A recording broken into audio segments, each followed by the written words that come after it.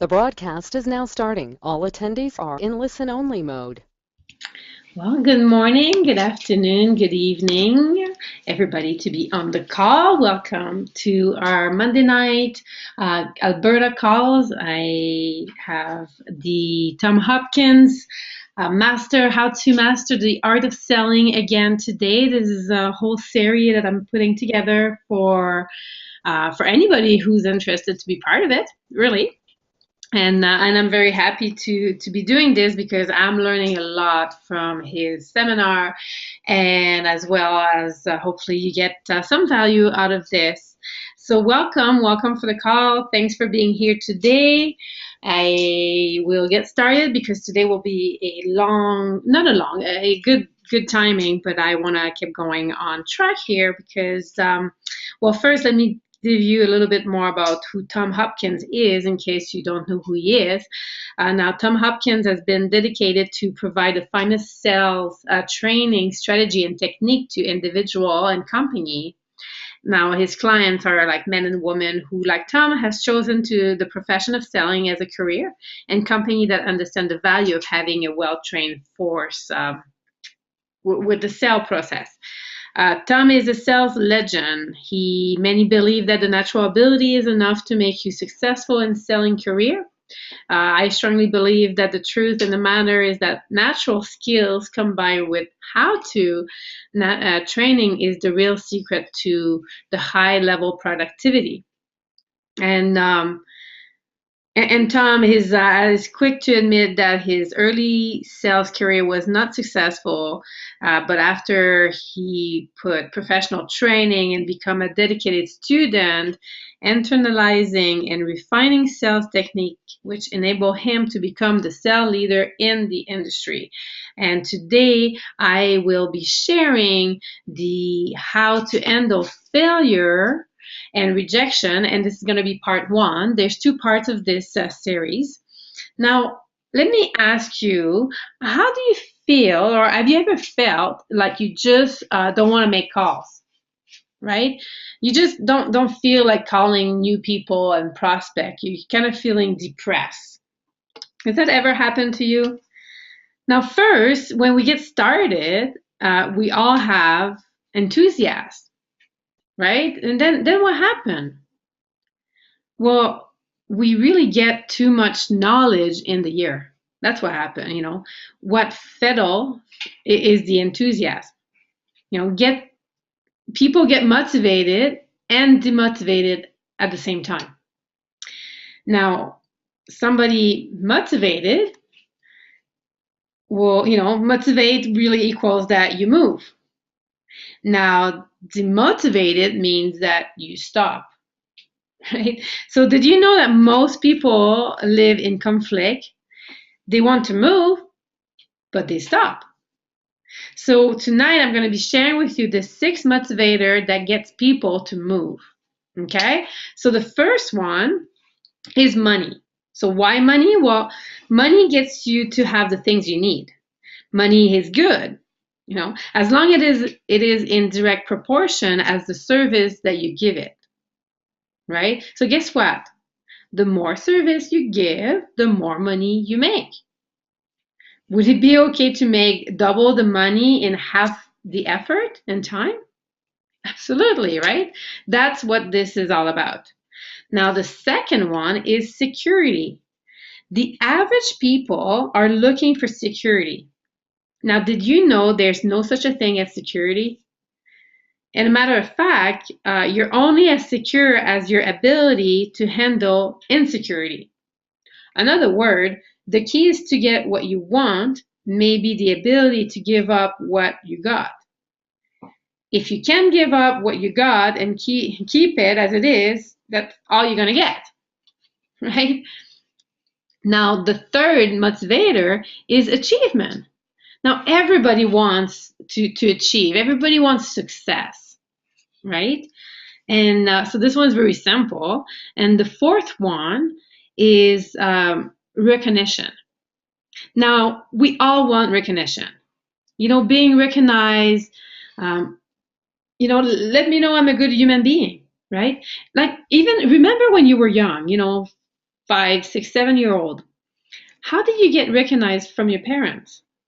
You ran out in the backyard, you did backflip, you stood on your head, you threw the ball so hard or so high, and what did you say? Mommy, mommy, daddy, daddy, look at me, right? So that's how you got recognized as a young kid. Now, how about now as an adult? How do we get recognized?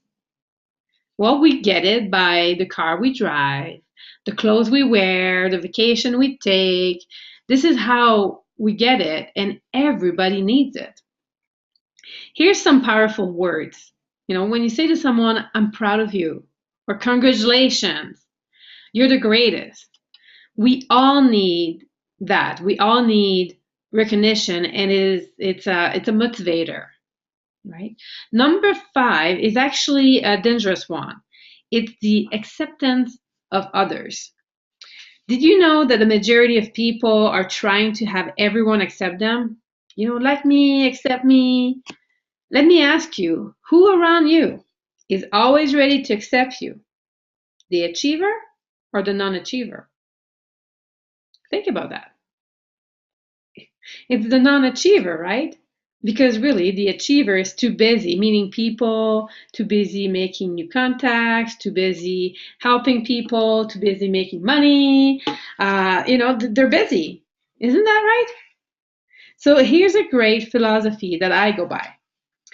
I always do my best to surround myself with people I like to become, or people that are good for my emotionally. Right? If someone bring you down, don't listen to him or her, don't listen to them unless that's what you want to become. Isn't it amazing how us, human beings, we get advice from people even more messed up than we are? How can they help you? They can't. So stay away from those people that are negative. Right? Now, the 6th motivator, and I hope you're going to get this one, it's self-acceptance. That's becoming your own person. That's when you arrive. That's when you are free. You are you. You enjoy life with wonderful things happening.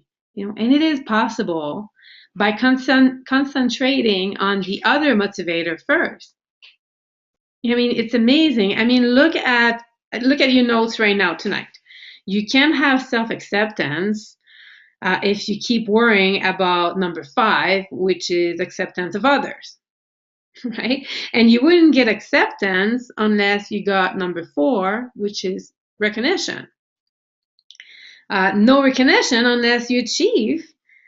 And it goes down all the way like that. You won't feel you achieve anything unless you feel secure, which is number 2. And you won't feel secure unless you have money. Do you get it? What is it that not everybody gets that? This amazes me. But here's what Tom shared on why the average human being is more demotivated than motivated. So here's what's here's what demotivate people for fulfilling their potential. Okay, you ready for this? So number 1 is the loss of security. Do you know how many people are afraid to invest money? Just like most people won't go to forensic networker, even though they will learn how to reach 5-figure a month with this business, but most people will find excuses like I can't afford it, or I don't have time, I can find a babysitter. And to build a business, it will require an investment, not only time, but your security, which is your money. And as you heard before, to make money, you must spend money. So I can guarantee you one thing. Our CEO, Ramin Mesgarlu, has spent money to create this company. And now he makes money. But he had to invest to find out many things and to put the company together. We are no different. We have to invest, right? So that's the first demotivator is the loss. Number one is the loss of security. Number two is self-doubt. All of us have self-doubt, especially when it comes to selling. I'm sure when we told when you got told some sorry, I'm sure when you told some of your friends and family that you launched your virtual designer mall, some might have said something like, "You're crazy. This won't work. It's a pyramid. This company is going to take your money and run away," or all kinds of crazy things. Isn't it? Isn't it something? I mean, they don't even realize that network marketing is the only one or the few things left that if you can overcome self-doubt and learn the strategy of selling, you're the most secure person there are. How cool is that? Right? So please here, write this down. Never again say, what did I do wrong? Because the only way to learn selling is by doing it wrong. I mean, keep your enthusiasm, learn what to do, overcome that pain, and keep on going. Instead of asking yourself what you did wrong, ask yourself and write this down, what did I do right? The more time you do it over and over and over again, eventually you'll start doing it right and you'll feel better, you know. So the third demotivator, excuse me, is number three, the fear of failure. Do you know that most people are afraid of failing? And here's a secret for you that I learned, how you'll never ever fail. You might want to write this one down as well.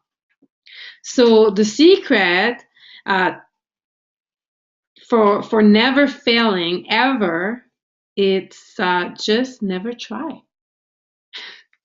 I mean, you'll never fail with GWT if you never talk to anyone. You will never get rejected, right? I mean, I'm sure you would agree with me. Say nothing. You'll never fail. You might not win, but you won't fail. I mean, this might be new to you, but my biggest fear is the fear of failing. I mean, I have that fear and I overcome it because the feeling of self-acceptance is bigger than that. When it was my first time coming up and speaking up in front of a group, I actually did a testimonial for GWT, like at the first time, and I was so scared. I mean, I was shaking during the tour, the presentation. I was actually thinking of what I'm gonna say because somebody already told me they were gonna ask me to come up, and I was literally sitting there. My heart was pounding so fast. I remember almost everything of the meeting. I remember nothing about the presentation because I was too focused of what I'm going to say. Then when I got up to give my testimonial, I was shaking. I don't remember a word of what I said. I don't even know if I said anything good or bad or what I said because I literally felt that when I got up, my body went up, but the rest of my brain stayed seated, right? I was so scared of what people would say, or I was just, yeah, I'm sure you understand, but it didn't stop me, you know. Every time it felt, I mean, it still feel uncomfortable, but every time it feels more and more comfortable. So, and it really goes with how it gets better is by keep on doing it, keep speaking in front of people, you know. And I told myself every time I go in front of a group or a one-on-one, like, today I'll share the best of my ability and knowledge. And it's up to the listener if they see the vision and if they want to team up with us. It's not up to me. I am totally detached from the outcome, and I ask myself after every presentation I do, what did I do right? And now it's exciting as my goal is to teach you to do the same thing, right? So be detached and just go out there with the idea of what am I doing right and how can I get better at it. So number 4, the fourth demotivator that stops people from fulfilling their potential is the pain of change. And most people are afraid of change. You know, they kind of go out and they tell themselves, this is who I am. No way, I'm not changing. If you're not happy with who I am, well, doesn't matter. This is me. Or this is it's actually interesting. I mean, here, write this down. The benefits of the change far outweigh the pain. Any change you want to make, once you've done it, you'll forget entirely about the pain. Here's a great example. The hardest problem I had to do is prospecting. When I started, and still is sometimes. Just like you, right? I want to sit there and I hope someone would just call me or come to me. I was just like that, and until I got trained, then I found out if I can make myself prospecting, and if I can find some people, and if I can pick up the phone, and if I can do what I need to do, not what I want to do, which is, by the way, is what your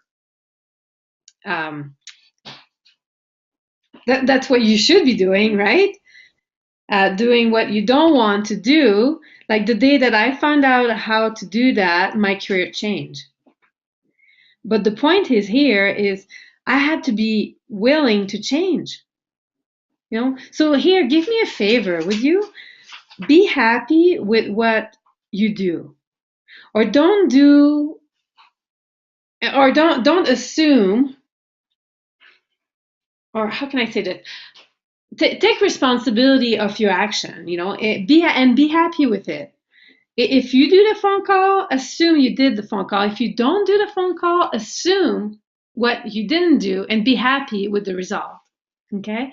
Become the person you want to be. Because at the end, it's really up to you. Right?